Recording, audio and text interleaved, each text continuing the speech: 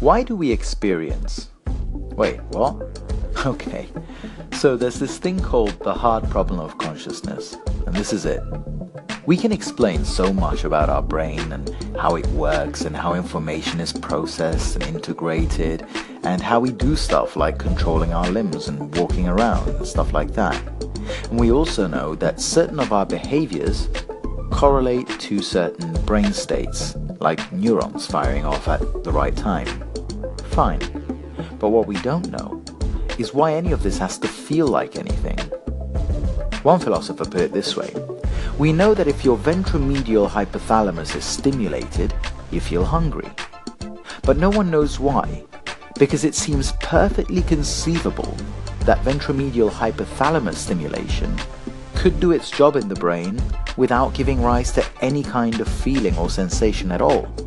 You know, just like in any unconscious organisms, like a plant.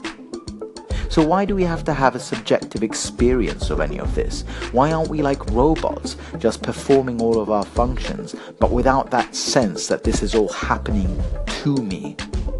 Our ability to experience any of this simply isn't necessary.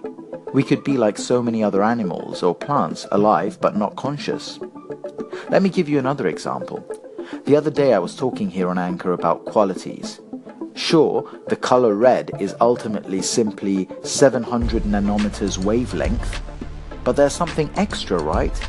That experience of just redness, you know, that thing that you know it when you see it. It's extra, it's beyond the math. And it's not explained by science or philosophy. Just like maths can't give a complete description of the taste of chocolate or the smell of farts. Isaac Newton wrote, "To determine by what modes or actions light produceth in our minds the phantom of colour is not so easy." It's the phantom of colour, because experience is like a phantom, like a ghost, it's ephemeral. I mean, the mind, this integrated 4D audio-visual representation of the world that we live in, where is it happening? And more importantly, why? Some philosophers are theorizing that simpler forms of consciousness may exist in basic forms of matter. So the basic constituents of the physical world, like electrons, might have very basic forms of experience. And that our experience, which is more complex, is grounded in that simpler experience of basic matter. Imagine that. Electrons actually having some kind of experience. It's like saying that everything is alive in its own way.